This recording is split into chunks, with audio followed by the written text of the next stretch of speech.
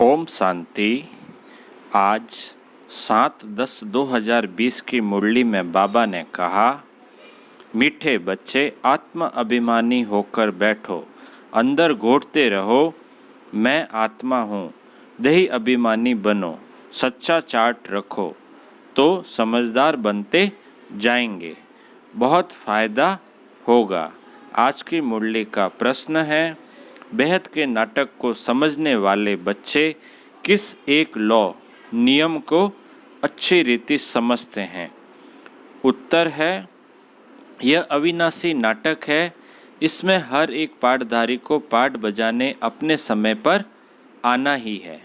कोई कहे हम सदा शांति धाम में ही बैठ जाएं, तो यह लॉ नहीं है, उसे तो पाठधारी ही नहीं कहेंगे। यह बेहद की बातें बेहद का बाप ही तुम्हें सुनाते हैं। अब सुनते हैं मुरली विस्तार से। ओम शांति। अपने को आत्मा समझकर बैठो, देह अभिमान छोड़कर बैठो। बेहद का बाप बच्चों को समझा रहे हैं। समझाया उनको जाता है जो बेसमझ होते हैं। आत्मा समझती है कि बाप सच कहते हैं, हम आत्मा बेसमझ बन गई है। मैं आत्मा अविनाशी हूँ, शरीर विनाशी है। मैं आत्मा अभिमान छोड़कर देह अभिमान में फंस पड़ा हूँ, तो बेसमझ ठहरे ना। बाप कहते हैं सब बच्चे बेसमझ हो पड़े हैं देह अभिमान में आकर। फिर तुम बाप द्वारा देही अभिमानी बनते हो तो बिल्कुल समझदार बन जाते हो। कोई तो बन गए हैं, कोई पुरुषार्थ करते रहते हैं। कोई तो बन गए और कोई अभी भी पुरुषार्थ करते रहते हैं, बनते नहीं हैं। आधा कल्प लगा है बेसमझ बनने में। इस अंतिम जन्म में फिर समझदार बनना है। आधा कल्प में बेसमझ होते होते 100% बेसमझ बन जाते हैं। देह अभिमान में आकर ड्रामा प्लान अनुसार तुम गिरते आए हो। अभी तुमको समझ मिली है, फिर भी पुरुषार्थ बहुत करना है, क्योंकि बच्चों में देवी गुण भी चाहिए।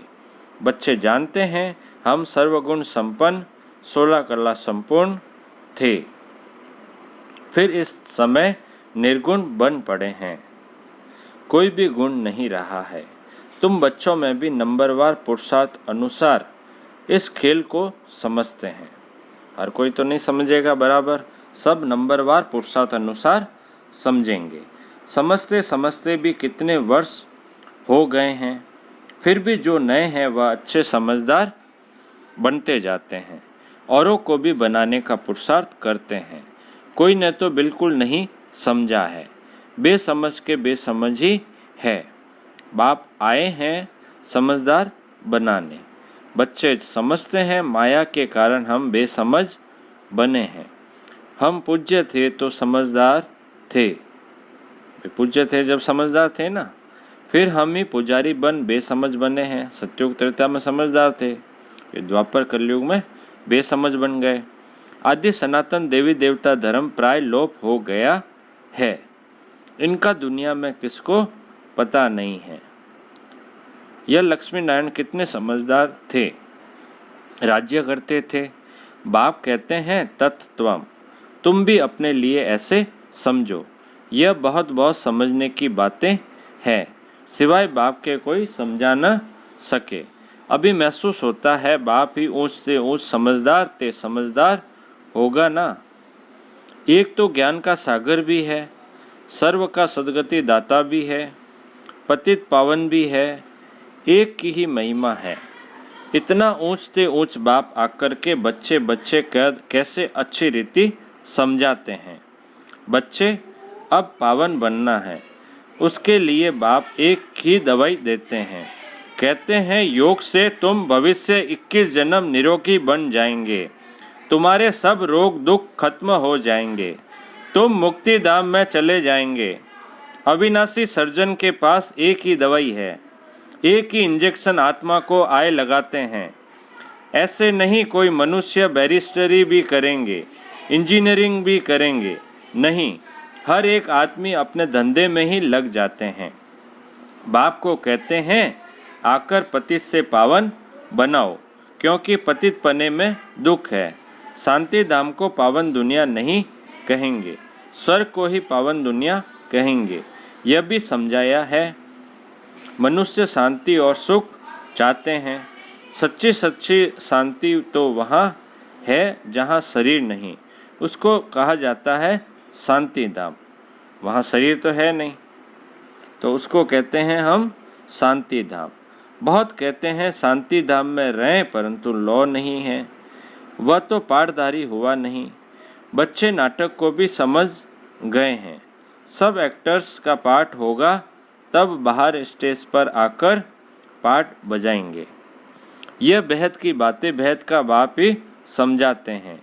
ज्ञान सागर भी उनको कहा जाता है। सर्व के सद्गति दाता पतित पावन है। सर्व को पावन बनाने वाले तत्व नहीं हो सकते। पानी आदि सब तत्व है, वह कैसे सद्गति करेंगे। आत्मा ही पाठ बजाती है। हठयोग का भी पाठ आत्मा बजाती है। ये बातें भी जो समझदार है वही समझ सकते हैं। बाप ने कितना समझाया है। कोई ऐसी युक्ति रचो जो मनुष्य समझे कैसे पूज्य सो फिर पुजारी बनते हैं। पूज्य है नई दुनिया में, पुजारी है पुरानी दुनिया में। पावन को पूज्य, पतित को पुजारी कहा जाता है। यहाँ तो सब पतित है, क्योंकि विकार से पैदा होते हैं। वह है श्रेष्ठ, गाते भी हैं संपूर्ण श्रेष्ठाचारी। अभी तुम बच्चों को ऐसा बनना है। मेहनत है, मुख्य बात है याद की। सभी कहते हैं याद में रहना बड़ा मुश्किल है। हम जितना चाहते हैं याद में रह नहीं सकते। कोई सच्चाई से अगर चार्ट लिखे तो बहुत फायदा हो सकता है। बाप बच्चों को यह ज्ञान देते कि मन मना भाव। तुम अर्थ सहित कहते हो, तुम्हें बाप हर बात यथार्थ रीति अर्थ सहित समझाते हैं। बाप से बच्चे कई प्रकार के प्रश्न पूछते हैं। बाप करके दिल लेने के लिए कुछ कह देते हैं, परंतु बाप कहते हैं मेरा काम ही है पति से पावन बनाना। मुझे तो बुलाते ही इसलिए हो। तुम जानते हो हम आत्मा शरीर सहित पावन थी, अभी वही आत्मा शरीर सहित पतित बनी है। 84 जन्मों का हिसाब है ना।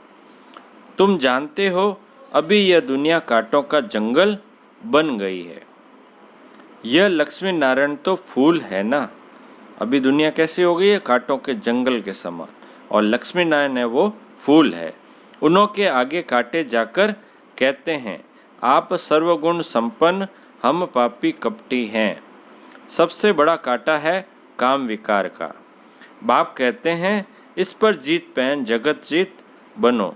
मनुष्य कहते हैं भगवान को कोई न कोई रूप में आना है, भागीरथ पर विराजमान हो आना है। भगवान को आना ही है पुरानी दुनिया को नया बनाने। नई दुनिया को सतो प्रदान, पुरानी को तमो प्रदान कहा जाता है। नई दुनिया को सतो प्रदान, पुरानी को तमो प्रदान कहा जाता है। जबकि अभी पुरानी दुनिया है तो जरूर बाप को आना ही पड़े। बाप को ही रचयिता कहा जाता है।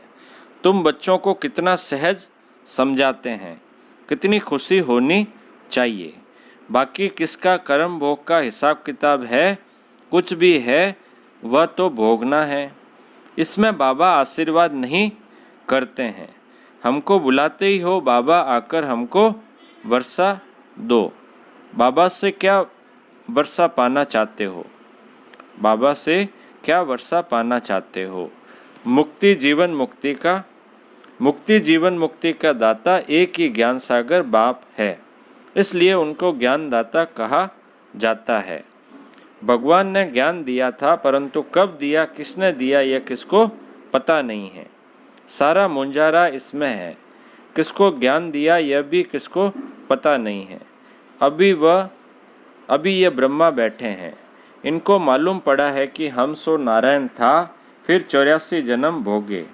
यह है नंबर 1 में। बाबा बतलाते हैं मेरी तो आँख ही खुल गई।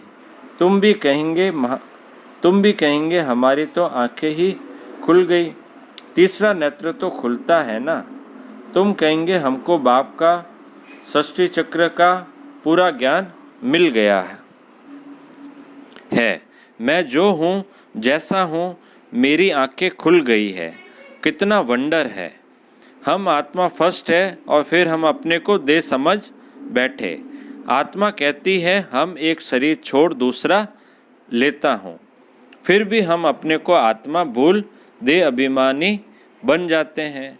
इसलिए अब तुमको पहले पहले ये समझ लेना है, अब तुमको पहले पहले ये समझ देता हूँ कि अपने को आत्मा समझ बैठो। अंदर में ये घोटते रहो कि मैं आत्मा हूँ। आत्मा न समझने से बाप को भूल जाते हो।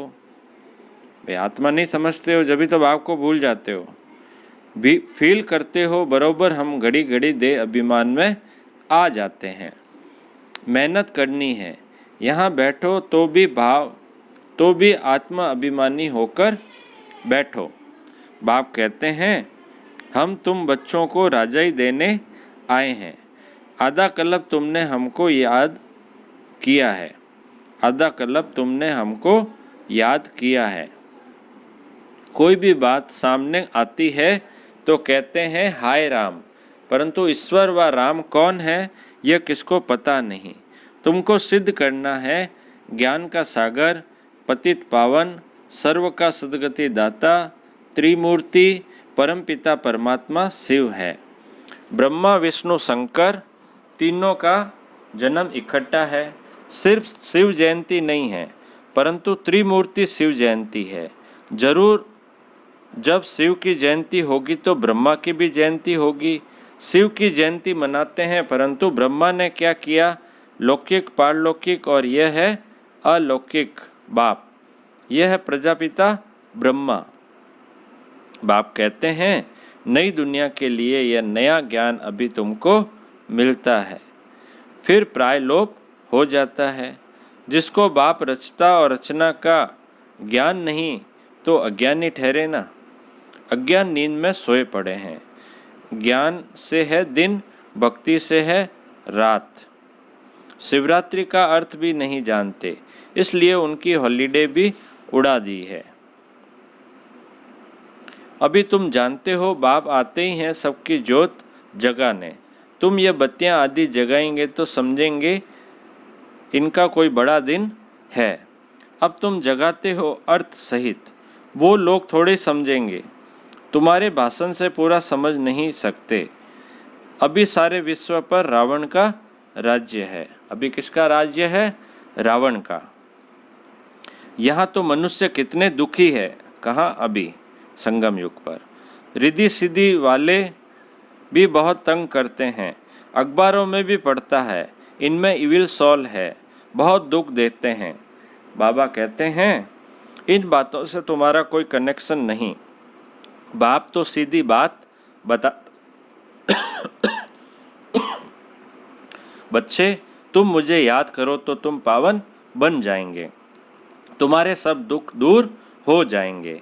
अच्छा अच्छा बाप दादा बोले, मीठे मीठे सिकी लदे बच्चों प्रति माता पिता बाप दादा का याद प्यार और गुड मॉर्निंग।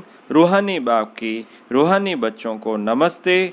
हम रूहानी बच्चों की रूहानी बाप दादा को याद प्यार, गुड मॉर्निंग और नमस्ते। धारणा के लिए मुख्य सार है, पहला पॉइंट यथार्थ बाप को याद करने व आत्मा अभिमानी बनने की मेहनत करनी है। सच्चाई से अपना चार्ट रखना है, इसमें ही बहुत बहुत फायदा है।